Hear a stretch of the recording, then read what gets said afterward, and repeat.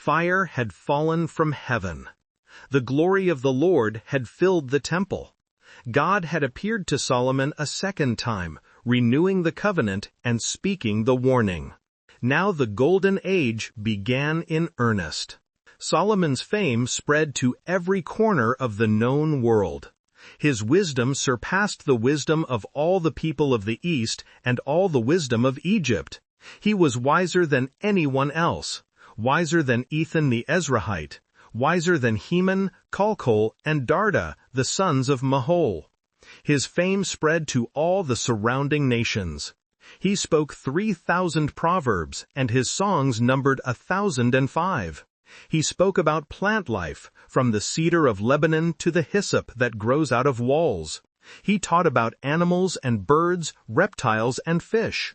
From all nations people came to listen to Solomon's wisdom, sent by all the kings of the world who had heard of his wisdom. The kingdom prospered. Solomon rebuilt and fortified cities throughout Israel. Hazor, Megiddo, and Gezer became garrison cities. Lower Beth-horon, Baalath, and Tadmor in the desert received walls and gates. He built store cities and towns for his chariots and horses. His chariot forces were formidable, 1,400 chariots and 12,000 horses, stationed in chariot cities and with the king in Jerusalem. The king made silver as common in Jerusalem as stones. Cedar was as plentiful as sycamore fig trees in the foothills. Horses were imported from Egypt and Ku. A chariot could be imported from Egypt for 600 shekels of silver, and a horse for 150.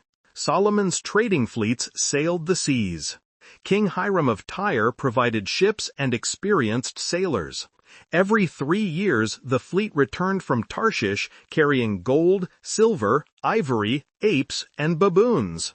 Expeditions to Ophir brought back 420 talents of gold and delivered it to King Solomon. The wealth that flowed into Jerusalem was staggering. The weight of gold that Solomon received yearly was 666 talents, not including the revenues from merchants and traders and from all the Arabian kings and the governors of the territories. Solomon made 200 large shields of hammered gold, each requiring 600 shekels of gold. He made 300 small shields of hammered gold, with 3 minas of gold in each. These he placed in the palace of the forest of Lebanon. The king made a great throne of ivory and overlaid it with fine gold. The throne had 6 steps, and its back had a rounded top. On both sides of the seat were armrests, with a lion standing beside each of them. 12 lions stood on the 6 steps, one at either end of each step. Nothing like it had ever been made for any other kingdom. All King Solomon's goblets were gold, and all the household articles in the palace of the forest of Lebanon were pure gold. Nothing was made of silver, because silver was considered of little value in Solomon's days. The king had a fleet of trading ships at sea along with the ships of Hiram. Once every 3 years it returned, carrying gold, silver, ivory, apes, and baboons. Expeditions to Ophir brought back 420 talents of gold and delivered it to King Solomon. The wealth that flowed into Jerusalem was staggering.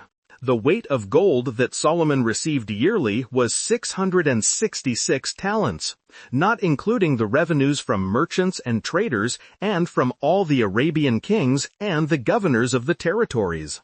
Solomon made 200 large shields of hammered gold, each requiring 600 shekels of gold.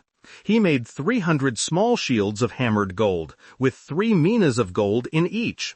These he placed in the palace of the forest of Lebanon.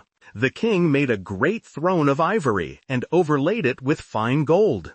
The throne had 6 steps, and its back had a rounded top.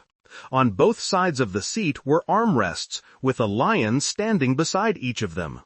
12 lions stood on the 6 steps, one at either end of each step. Nothing like it had ever been made for any other kingdom. All King Solomon's goblets were gold, and all the household articles in the palace of the forest of Lebanon were pure gold. Nothing was made of silver, because silver was considered of little value in Solomon's days. The king had a fleet of trading ships at sea along with the ships of Hiram.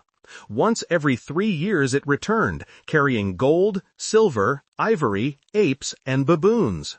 King Solomon was greater in riches and wisdom than all the other kings of the earth. The whole world sought audience with Solomon to hear the wisdom God had put in his heart. Year after year, everyone who came brought a gift: articles of silver and gold, robes, weapons and spices, and horses and mules. Then came the Queen of Sheba. She had heard reports of Solomon's fame and his relationship to the Lord. She traveled from the ends of the earth, from the southern reaches of Arabia, to test him with hard questions. She arrived in Jerusalem with a very great caravan. Camels carried spices, large quantities of gold, and precious stones. She came to Solomon and talked with her about all that she had on her mind. Solomon answered all her questions. Nothing was too hard for the king to explain to her. The queen observed everything. She saw the wisdom of Solomon, the answers he gave, the way he reasoned, the depth of his understanding. She saw the palace he had built, the cedar and gold, the craftsmanship, the scale. She saw the food on his table, the seating of his officials, the attending servants in their robes, his cupbearers, and the burnt offerings he made at the temple of the Lord. When she had seen it all, she was overwhelmed. "The report I heard in my own country about your achievements and your wisdom is true," she said. "But I did not believe these things until I came and saw with my own eyes. Indeed, not even half was told me. In wisdom and wealth you have far exceeded the report I heard. How happy your people must be! How happy your officials, who continually stand before you and hear your wisdom! Praise be to the Lord your God, who has delighted in you and placed you on the throne of Israel. Because of the Lord's eternal love for Israel, he has made you king to maintain justice and righteousness." The queen gave Solomon 120 talents of gold, large quantities of spices, and precious stones. Never again were so many spices brought in as those the Queen of Sheba gave to King Solomon. In return, Solomon gave the Queen of Sheba all she desired and asked for, besides what he had given her out of his royal bounty. Then she left and returned with her retinue to her own country. The visit of the Queen of Sheba marked the pinnacle of Solomon's fame. A foreign monarch, powerful, wealthy, skeptical, had come to test Israel's king and left praising the God of Israel. This was the fulfillment of Solomon's prayer at the temple dedication, that foreigners would hear of God's great name and come and pray, and that God would answer so that all the peoples of the earth may know your name and fear you. For this moment it seemed possible. The nations were drawn to Jerusalem. The wisdom of Solomon pointed beyond himself to the God who gave it. But the text, even in its celebration, carries shadows. Long before Israel had a king, Moses had written instructions for the monarchy that would come. In Deuteronomy 17, God laid out 3 explicit prohibitions for any future king. The king must not acquire great numbers of horses for himself, or make the people return to Egypt to get more of them. He must not take many wives, or his heart will be led astray. He must not accumulate large amounts of silver and gold. Solomon violated all 3. 1,400 chariots, horses imported from Egypt, 700 wives and 300 concubines. Gold so abundant that silver was considered worthless. This was not incidental excess. It was systematic disobedience of God's blueprint for kingship. The very splendor that dazzled the nations was built on the precise violations Moses had warned against centuries before. The king who asked for wisdom was slowly becoming the king who trusted in wealth.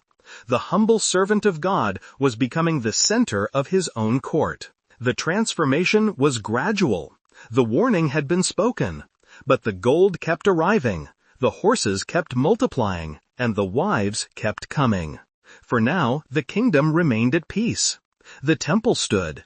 The sacrifices continued. The nations marveled. But beneath the surface, the foundations were shifting. Wisdom without obedience becomes merely clever. Glory without humility becomes merely grand.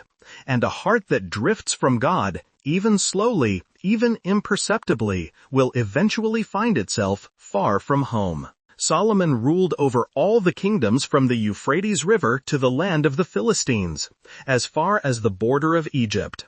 These countries brought tribute and were Solomon's subjects all his life.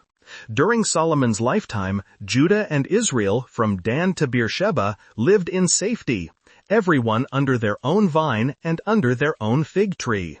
The Golden Age. The kingdom united. The nations at peace. But the gold would tarnish.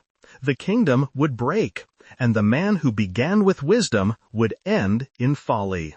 The story is